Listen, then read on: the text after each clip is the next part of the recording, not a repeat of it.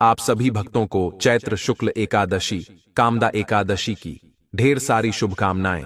चैत्र मास के शुक्ल पक्ष की एकादशी तिथि किस दिन है? 8 या 9 अप्रैल। एकादशी की पूजा विधि क्या रहेगी और कैसे आपको व्रत करना चाहिए? क्या पूजा विधि रहेगी? क्या नियम रहेंगे? इस एकादशी के भगवान को क्या भोग लगाना चाहिए? क्या मंत्र होने चाहिए? साथ ही किन बातों का विशेष रूप से ध्यान रखना चाहिए?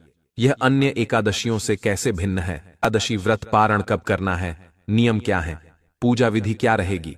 आपसे निवेदन है कि यदि वीडियो आपको थोड़ा सा भी उपयोगी लगे, अच्छा लगे, तो एक बार लाइक अवश्य कर दीजिए, क्योंकि आपका एक लाइक हमारे लिए बहुत महत्वपूर्ण होता है। और अपने व्रत की सफलता के लिए कमेंट बॉक्स में अवश्य लिखिए जय श्री हरि या एयूएम नमः भगवते वासुदेवाय। भक्त एकादशी कोई साधारण व्रत नहीं है। पृथ्वी पर एकादशी का जो व्रत है वह श्रेष्ठ अमृत तुल्य है। अगर इसे नियम के अनुसार किया जाए तो यह निश्चित रूप से फल देता है। इसलिए एकादशी के व्रत में केवल भूखा रहना ही पर्याप्त नहीं होता, बल्कि विधि विधान से पूजा करना भी आवश्यक होता है।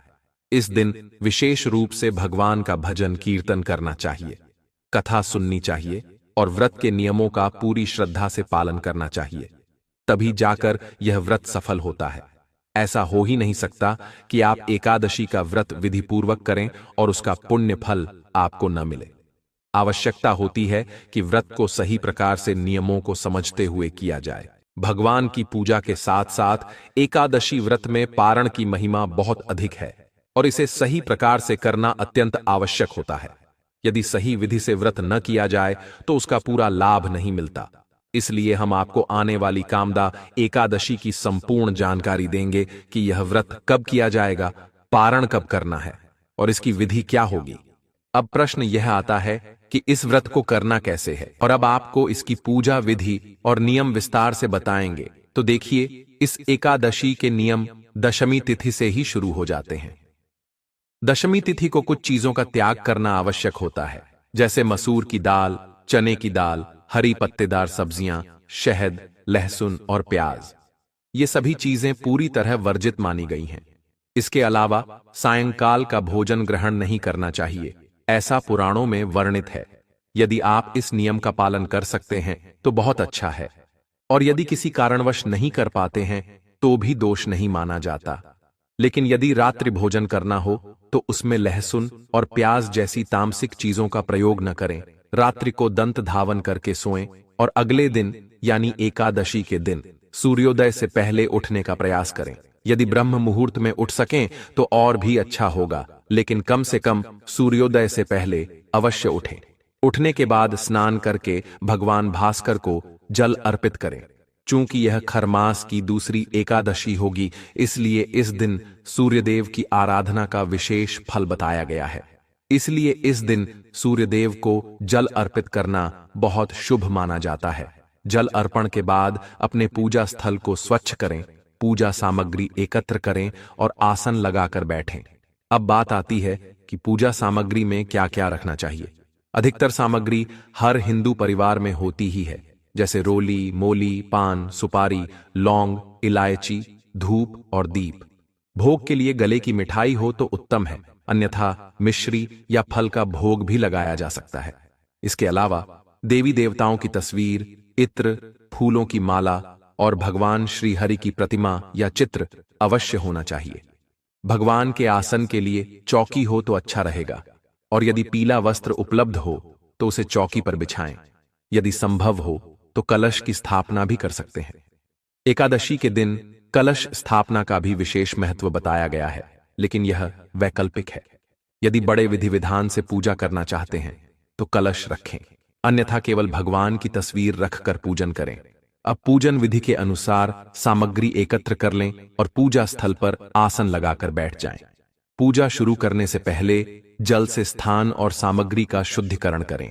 एक फूल जल में डुबोकर सभी पूजा सामग्री और स्थान पर जल छिड़कें।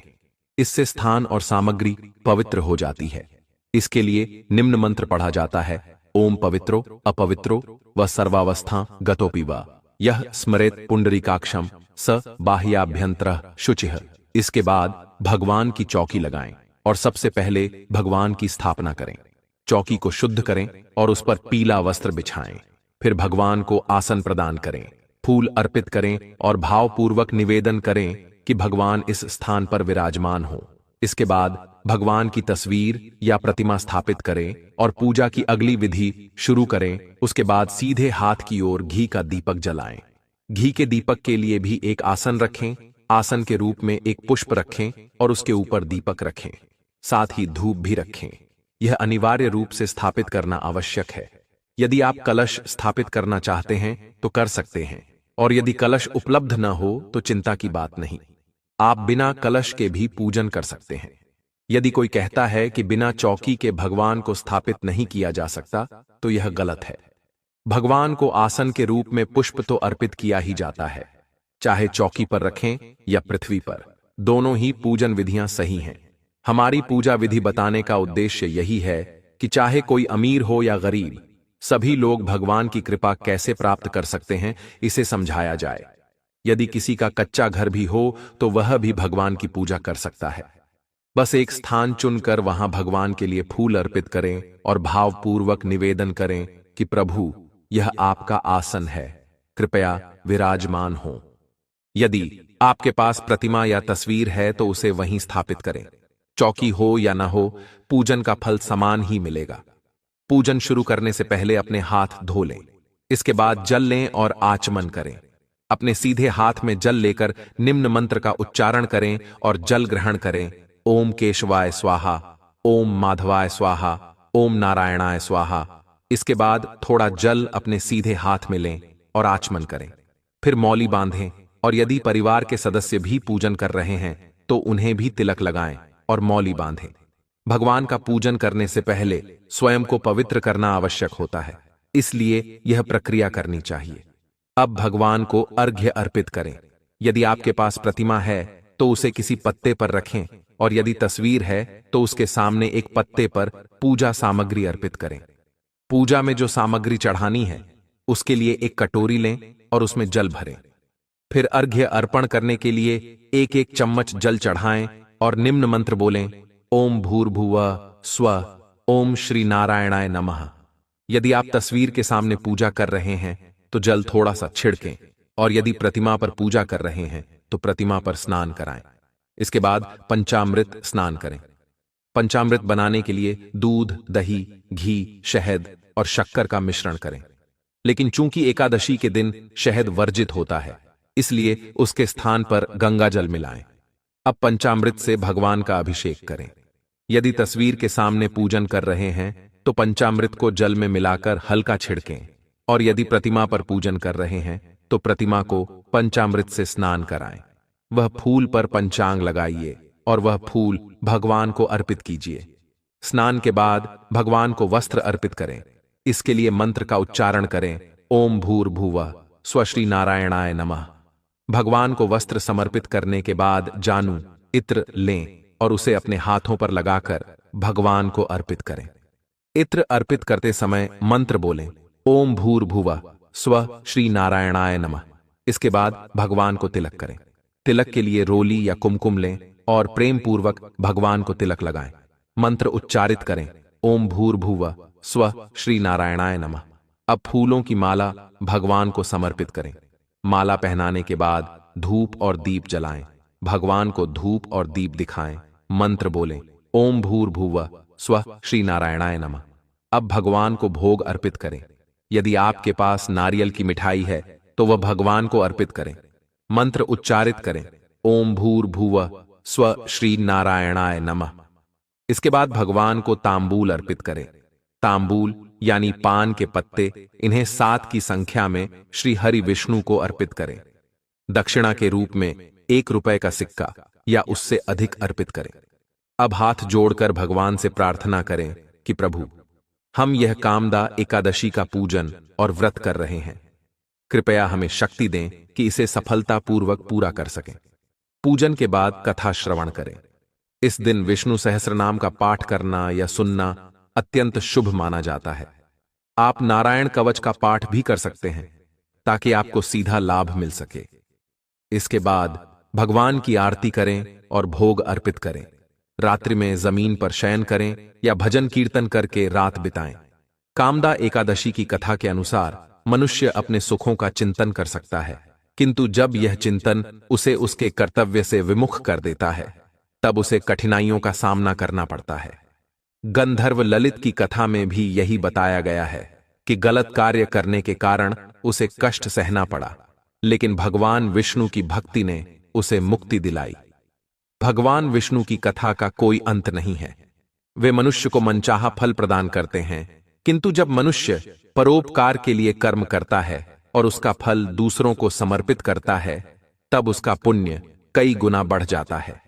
यही कारण है कि हिंदू धर्म में एकादशी का विशेष महत्व बताया गया है। साल भर में 24 एकादशियों में से यह एकादशी अत्यंत शक्तिशाली मानी जाती है। इसलिए जो भी उपाय बताए गए हैं उन्हें अवश्य अपनाएं। इससे व्रत का संपूर्ण फल प्राप्त होगा। पूजा विधि शुभ मुहूर्त में करनी चाहिए। देखिए, कामदा एकादशी इस साल 8 अप्रैल 2025 दिन मंगलवार को मनाया जाएगा, जबकि एकादशी तिथि प्रारंभ हो रही है 7 अप्रैल दिन सोमवार को रात 8 बजे। एकादशी तिथि समाप्त हो रही है 8 अप्रैल दिन मंगलवार को रात 9:12 पर। तो उदया तिथि के अनुसार एकादशी का व्रत 8 अप्रैल को रखा जाएगा। अब आइए जानते हैं कामदा एकादशी पारण का समय।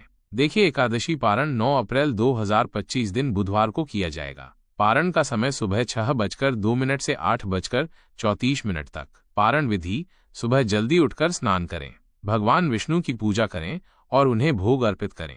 ब्राह्मणों या जरूरतमंदों को भोजन कराएं और दान दक्षिणा दें। इसके बाद तुलसी मिश्रित जल ग्रहण करें और सात्विक भोजन करके व्रत खोलें। पारण के भोजन में चावल, लहसुन, प्याज और तामसिक पदार्थों का सेवन न करें।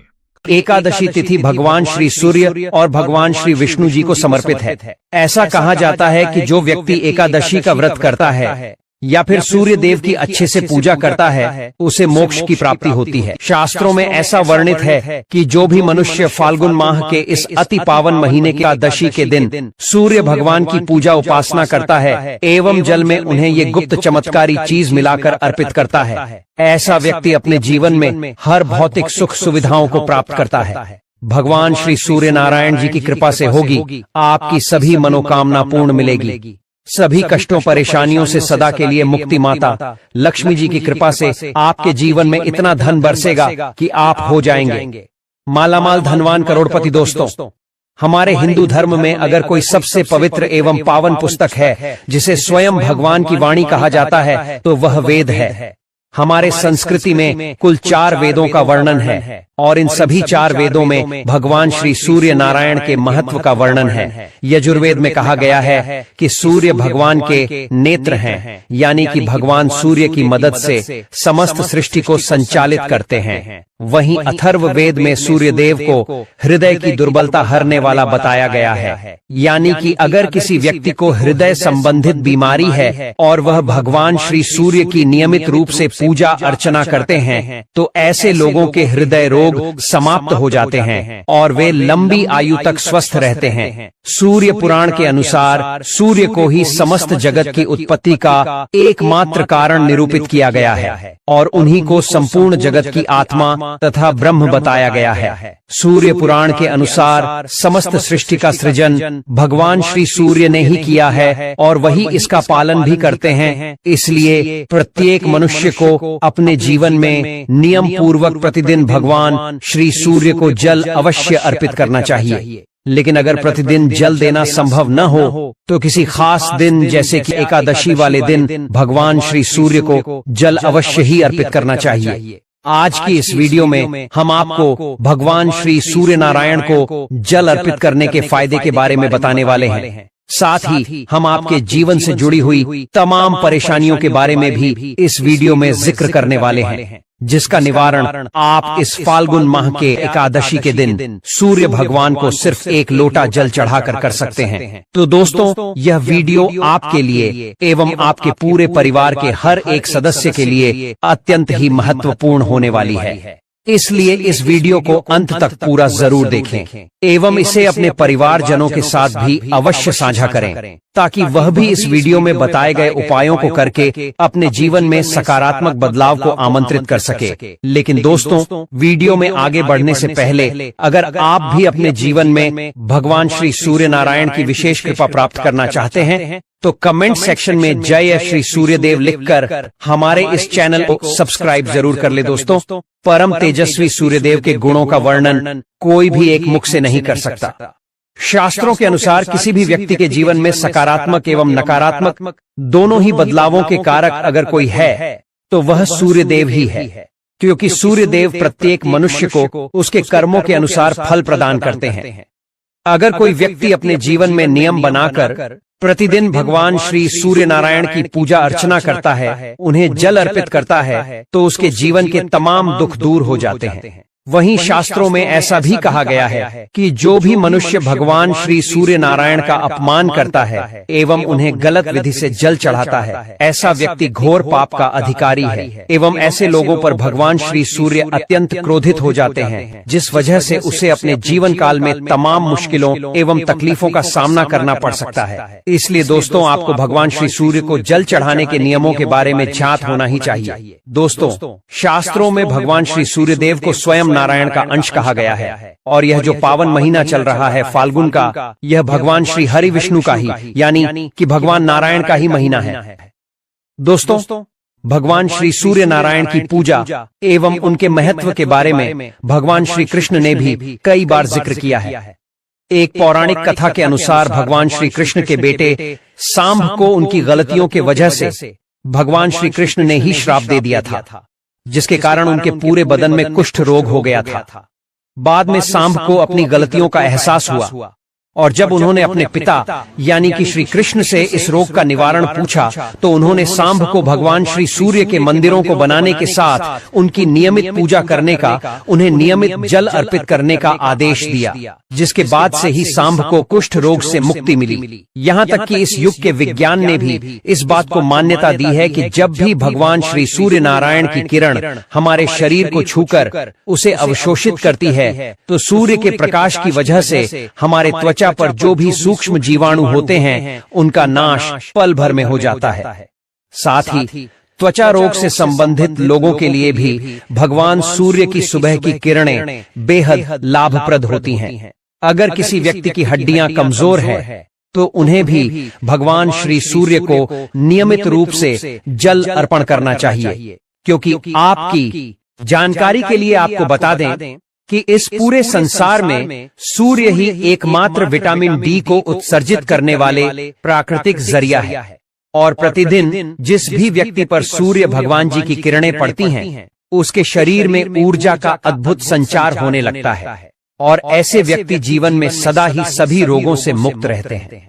भगवान श्री सूर्य के उपासक की हमेशा हड्डियां मजबूत, भुजाओं में बल, शरीर तंदुरुस्त एवं चेहरा आकर्षक होता है। ऐसे लोग कभी भी अपने जीवन में पराजय का मुंह नहीं देखते एवं अपने जीवन में तमाम ऊंचाई हासिल करते हैं। वहीं जो लोग श्री सूर्य नारायण का अपमान करते हैं, उनका मजाक उड़ाते हैं, तो ऐसा शास्त्रों में लिखा गया है कि ऐसे लोग जीते जी घोर नर्क भोगते हैं। तो चलिए दोस्तों, हम एक एक कर जानते हैं कि हमें भगवान श्री सूर्य नारायण की किस विधि से पूजा करनी चाहिए और किन गलतियों को करने से हमें सदा बचना चाहिए। अथर्व वेद के अनुसार जो भी व्यक्ति भगवान श्री सूर्य नारायण की तरफ मुंह करके शौच करता है, ऐसे व्यक्ति की परछाई भी माफी के लायक नहीं है। इसलिए ऐसी गलती करने से आपको सदा ही बचना चाहिए। वही दोस्तों, सौर धर्म के सदाचरण भाग में हमें भगवान श्री सूर्य नारायण को जल चढ़ाने के कुछ नियमों के बारे में पता चलता है, जिसके अनुसार सूर्य देव को जल अर्पित करने वाले व्यक्ति को सुबह ब्रह्म मुहूर्त में उठकर स्नान आदि शुद्ध के बाद पीले अथवा हल्के लाल रंग के वस्त्र पहनकर, हाथों में तांबे का लोटा लेकर, या अगर लोटा न हो तो हाथों की अंजूरी बनाकर भगवान श्री सूर्य नारायण के मंत्रों के जप के साथ या उनके नामों के साथ उन्हें जल अर्पित करना चाहिए। जल अर्पित करने के दौरान हमें इस बात का विशेष रूप से ध्यान रखना चाहिए कि जो जल आप सूर्य देव जी को अर्पित कर रहे हैं, उसके छींटे आपके ऊपर ना पड़े, क्योंकि ऐसा अगर होता है तो इसे भगवान श्री सूर्य नारायण का अपमान समझा जाता है। इसी के साथ दोस्तों,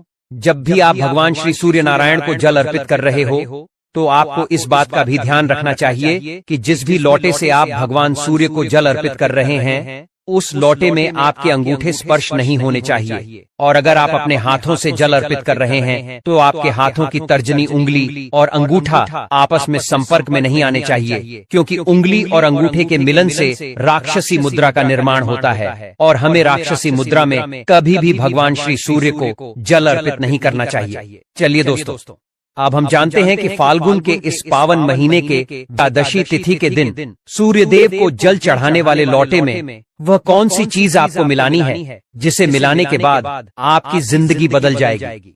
दोस्तों, आज की इस वीडियो में हम जिन उपायों के बारे में आपको बताने वाले हैं, यह उपाय कोई मामूली उपाय नहीं है, बल्कि दुनिया भर के तमाम ज्योतिष इन उपायों को अनुभूत सफल उपाय बताते हैं। इसलिए दोस्तों, बहुत ही ध्यानपूर्वक इन उपायों को आप सुनिए। हो सके तो आप कॉपी कलम लेकर इन उपायों को एक जगह नोट कर ले।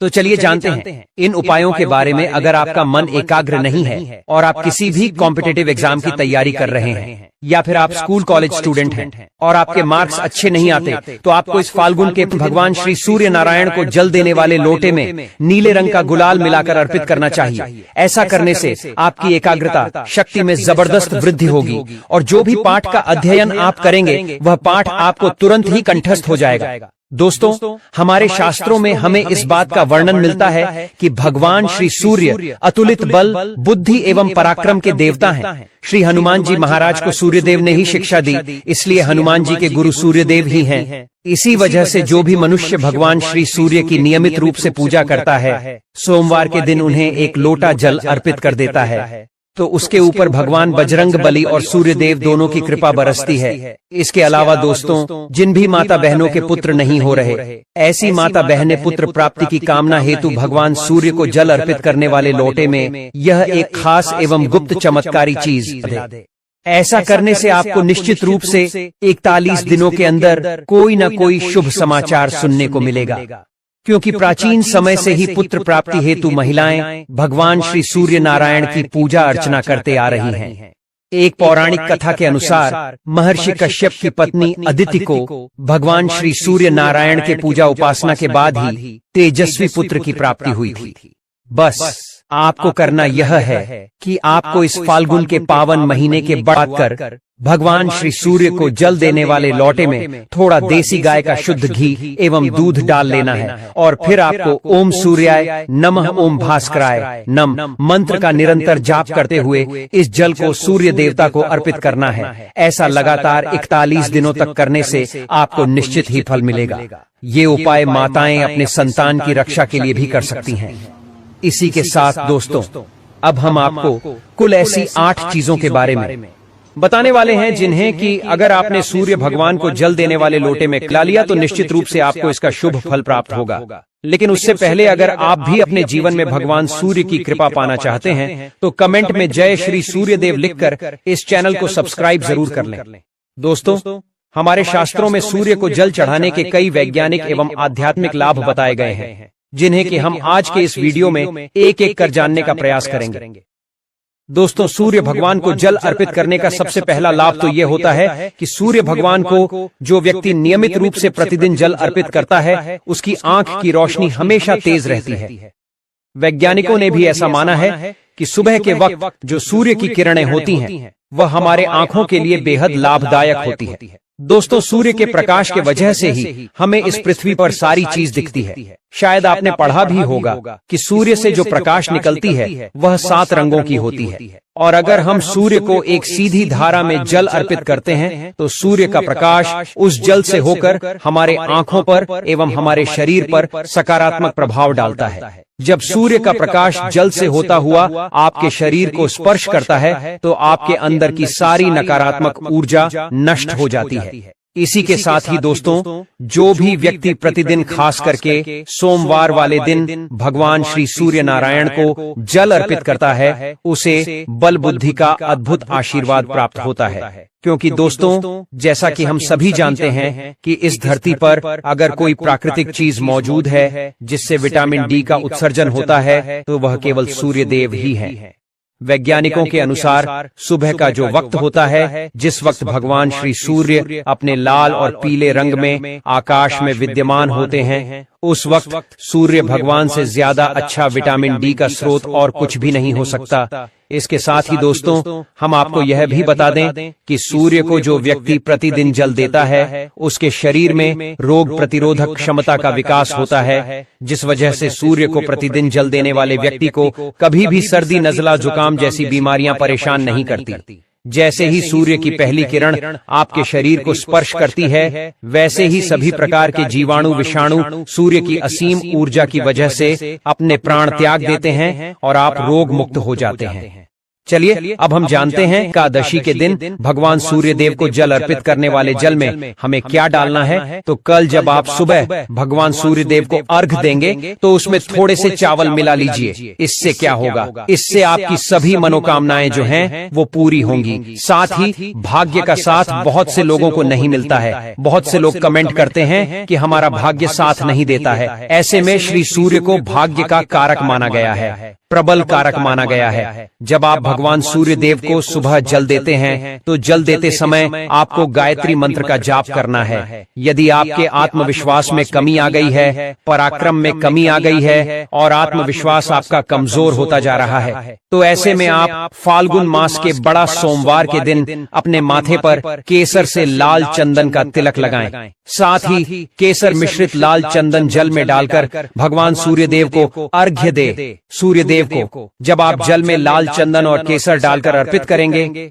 तब सूर्य देव को जल अर्पित करने से आपकी कुंडली में चल रहे सभी दोषों का निवारण तत्काल रूप से हो जाएगा। वहीं अगर आपकी कुंडली में किसी प्रकार के कोई दोष चल रहे हैं, तो मात्र इस उपाय से आपके जन्म कुंडली के ग्रह दोष दूर होते हैं और साथ ही साथ आपके पितृ भी आपसे बहुत प्रसन्न हो जाते हैं।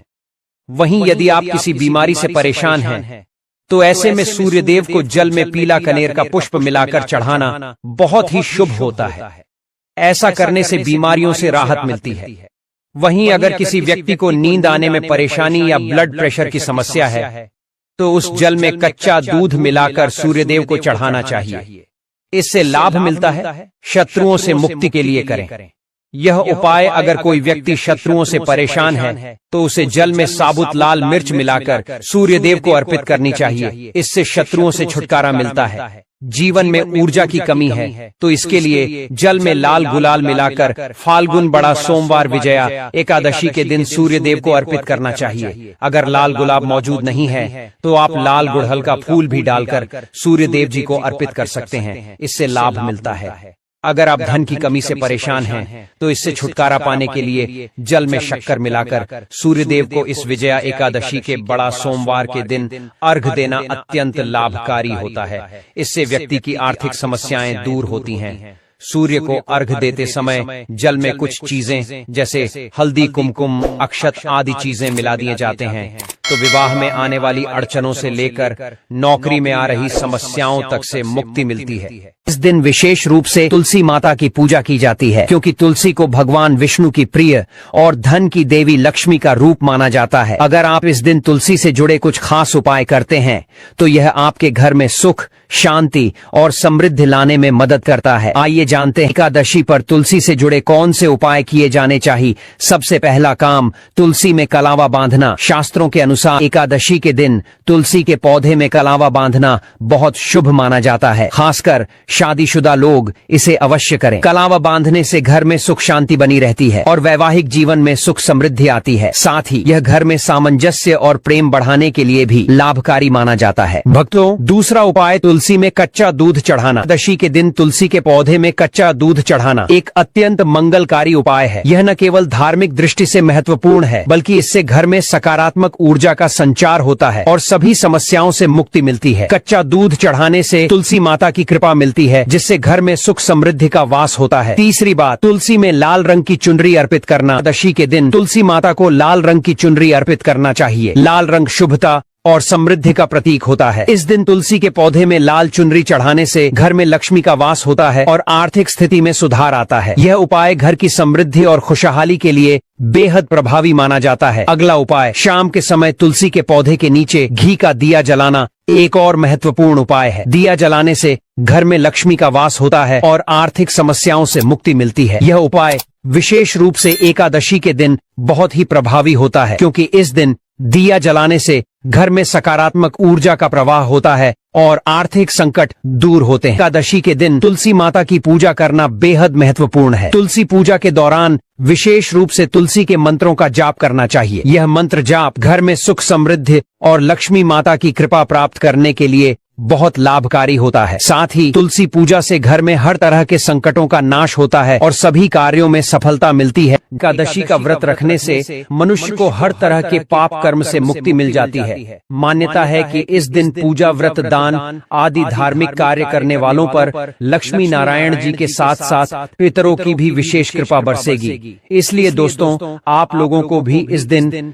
तुलसी मैया की मंजरी से जुड़ा यह विशेष उपाय जरूर कर लेना चाहिए, जिसके बारे में हम आपको बताने वाले हैं। दोस्तों, तुलसी एक ऐसा पौधा है जिसकी पूजा से बहुत ही चमत्कारी और बहुत ही शीघ्र लाभ प्राप्त होता है। भारतवर्ष में ही नहीं बल्कि संसार के लगभग अधिकांश देशों में तुलसी को पवित्रता की दृष्टि से देखा जाता है। अनेक औषधीय गुणों से भरपूर तुलसी का धार्मिक महत्व भी है।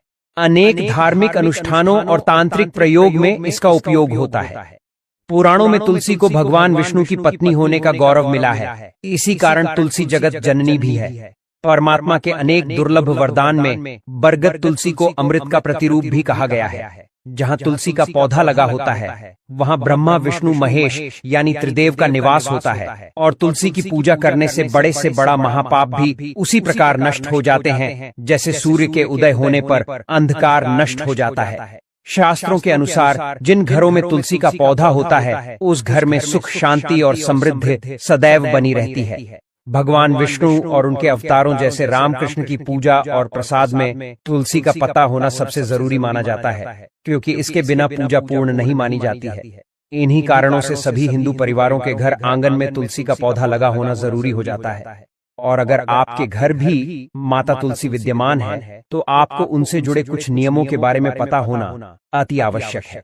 दोस्तों, आप अपने परिवार के सुख, शांति और समृद्धि के लिए इस एकादशी वाले दिन तुलसी माँ को चुनरी अवश्य चढ़ाना चाहिए, जिससे आपको माता लक्ष्मी और श्री हरि विष्णु का विशेष आशीर्वाद प्राप्त हो सके। वहीं दोस्तों, कई सारे लोग अक्सर जाने अनजाने में तुलसी के पौधे से जुड़ी कई गलतियां कर देते हैं, जिसका कि उन्हें दुष्परिणाम भी भुगतना पड़ता है। जैसे कि कई सारे लोग अपने घर में तुलसी का पौधा लगा तो लेते हैं, लेकिन तुलसी माँ को चुनरी नहीं उड़ाते, जिसके कारण उन्हें फलों की प्राप्ति नहीं हो पाती। हमेशा याद रखें, माता तुलसी को चुनरी अवश्य चढ़ाना चाहिए, क्योंकि तुलसी न केवल एक पौधा है बल्कि यह हमारे माँ के समान है। घरों में तुलसी को चुनरी उड़ाकर रखा जाता है, लेकिन इसका ध्यान कुछ लोग ही रखते हैं। आमतौर पर लोग तुलसी को लाल रंग की चुनरी उड़ाते हैं, लेकिन लाल मंगल का रंग है और तुलसी का कारक बुध है। बुध और मंगल मित्र नहीं है। बुध के अनुकूल ग्रह शुक्र और शनि है। इसीलिए तुलसी जी को सफेद, चमकीली, नीली या पीले रंग की चुनरी चढ़ाना अत्यंत शुभ होता है। कई लोग यह भी गलतियां करते हैं कि तुलसी की चुनरी काफी पुरानी हो जाती है या फट जाती है, लेकिन लोग उन्हें बदलते नहीं हैं। चुनरी बदलने के लिए लोग हमेशा एकादशी या पूर्णिमा तिथि का, तो कई लोग तो सीधा तुलसी विवाह का इंतजार करते हैं, लेकिन ऐसा करना बहुत ही गलत है। दोस्तों, जब कभी भी आपको ऐसी चुनरी माँ तुलसी को हमेशा उड़ानी चाहिए। बगैर चुनरी के तुलसी माता अच्छी नहीं लगती। तुलसी माँ नाराज होती है और आपको फलों की प्राप्ति नहीं हो पाती है। दोस्तों, तुलसी में कई दिव्य शक्तियां विराजमान हैं। जो लोग तुलसी विवाह कराते हैं उन्हें अपने जीवन में कभी कष्ट नहीं आते एवं ऐसे लोगों को स्वर्ग की प्राप्ति होती है। वहीं शालिग्राम और तुलसी का विवाह करने से सारे अभाव, कलह, पाप, दुख और रोग दूर हो जाते हैं। दोस्तों, तुलसी के पास यह चीज कभी ना रखें। तुलसी माँ होती है क्रोधित। जहाँ तुलसी का पौधा होता है वहाँ आपको अपने मुख से कड़वे बोल नहीं बोलने चाहिए। प्रत्येक एकादशी में तुलसी माँ और देवी माता लक्ष्मी को शुद्ध घी का 9 बत्तियां वाला दीपक अर्पित कर उनकी आरती करें। एकादशी के दिन ब्रह्म मुहूर्त में उठकर तुलसी में 1 रुपए सिक्का नए लाल रंग के वस्त्र में बांधकर तुलसी के गमले में गाड़ दें। ऐसा करने से आपके घर में धन समृद्धि का आगमन होने लगता है। धन आने के नए नए मार्ग प्रशस्त होते जाते हैं और घर में से गरीबी और दर्द खत्म होना शुरू हो जाते हैं, क्योंकि तुलसी माँ को लक्ष्मी माँ का वरदान मिला हुआ है। इसीलिए धन की देवी माँ लक्ष्मी आपके घर में कृपा बरसाना शुरू कर देती है। एकादशी के दिन तुलसी पर कच्चा दूध चढ़ाए, ऐसा करने से पितृदोष खत्म होते हैं और आपके पितृ आपसे प्रसन्न होकर आपके जीवन में धन के नए द्वार खोलते हैं और आपके ऊपर असीम कृपा बरसाते हैं। वहीं दोस्तों, एकादशी के दिन तुलसी माता के पौधे में सुहाग का सामान चढ़ाने से घर में खुशहाली आती है, जैसे कि कुमकुम, आभूषण, बिंदी, चूड़ियां, लाल साड़ी या चुनरी आदि चीजें तुलसी माता को चढ़ाएं। कच्चा दूध, मिठाई का उन्हें भोग लगा। ऐसा करने से तुलसी माता अत्यंत प्रसन्न होती हैं और घर में मां लक्ष्मी का वास होता है। धन प्राप्ति का हमें आशीर्वाद मिलता है। इसी के साथ दोस्तों, आप इस एकादशी तिथि के संध्या काल में मां तुलसी के पास एक घी का दीपक जरूर जलाएं और उसमें थोड़ा सा सिंदूर डालकर अपनी पति के लंबी आयु की कामना करें। इस एकादशी के दिन तुलसी के पौधे में हल्दी की गांठ बांध दें। ऐसा करने से नकारात्मकता ऊर्जा का नाश होता है, साथ ही घर में सकारात्मक ऊर्जा का वास बना रहता है। वहीं वास्तुशास्त्र के अनुसार तुलसी को हमेशा हमें विषम संख्या में रखना चाहिए, इसलिए अपने घर में एक 3 या 5 तुलसी के पौधे रखें। ऐसा करने से समस्त वास्तु दोष दूर होता है। अगर आपके घर में तुलसी का पौधा नहीं है तो इस दिन तुलसी का पौधा घर लाना शुभ होता है। चलिए दोस्तों, अब हम आपको बताते हैं तुलसी की मंजरी से जुड़े उस विशेष उपाय के बारे में। देखिए दोस्तों, तुलसी में जब मंजरी आती है तो इसे समय समय पर हटाना शुभ माना जाता है। शास्त्रों में इस बात का वर्णन है कि तुलसी माता के लिए मंजरी किसी बोझ के समान होती है, इसलिए आपको समय समय पर तुलसी की मंजरी जरूर उतारनी चाहिए। ऐसा करने से पौधे में नई पत्तियां और शाखाएं निकलती रहती हैं और तुलसी पौधे की जीवन शक्ति बनी रहती है। इसे हटाकर आप भगवान विष्णु या श्री कृष्ण को अर्पित कर सकते हैं। साथ ही साथ एकादशी वाले दिन तुलसी की मंजरी भगवान भोलेनाथ के शिवलिंग पर जरूर चढ़ानी चाहिए। ऐसा करने से आपको भगवान भोलेनाथ जी का अद्भुत आशीर्वाद प्राप्त होगा। तुलसी की तरह इसकी मंजरी का भी हिंदू धर्म में विशेष स्थान है। आज हम आपको बताएंगे कि अगर आप इन स्थानों पर तुलसी की मंजरी रखते हैं तो इससे आपकी किस्मत खुल सकती है। हिंदू धर्म में तुलसी का पौधा बहुत ही पूजनीय माना गया है। घर में तुलसी का पौधा लगाने से परिवार के सदस्यों के बीच प्रेम बना रहता है और समृद्धि भी आती है। शुक्रवार को रखें तुलसी की मंजरी। आप एकादशी के दिन भी तुलसी की कुछ मंजरियां तोड़कर एक पीले कपड़े में लपेटकर घर की तिजोरी या पर्स में रख सकते हैं। इससे धन की देवी लक्ष्मी जी की आपके ऊपर कृपा हो सकती है। तिजोरी में रखें तुलसी की मंजरी। तुलसी की मंजरी को एक लाल कपड़े में बांधकर अपने धन के स्थान आप जीवन भर अमीर रहेंगे या फिर तिजोरी में रख दें। साथ ही इस दिन विधि विधान से की गई पूजा बहुत फलदायक सिद्ध होती है। इसलिए एकादशी के दिन अगर आपके घर में तुलसी का पौधा नहीं है तो इस एकादशी के दिन तुलसी माँ की अपने घर ले आए, पर आपको कहीं से तुलसी के पौधे को उखाड़ कर नहीं लाना है। ऐसा करने से आपको दोष भी लग सकता है। हाँ, आप तुलसी के पौधे को गमला सहित खरीद कर अपने घर ला सकते हैं, उसमें कोई भी दिक्कत वाली बात नहीं है। ज्यादातर घरों पर रामा तुलसी ही लगाई जाती है जो हरे रंग की होती है। इस तुलसी के पौधे को उज्ज्वल तुलसी, श्री तुलसी और लकी तुलसी भी कहा जाता है।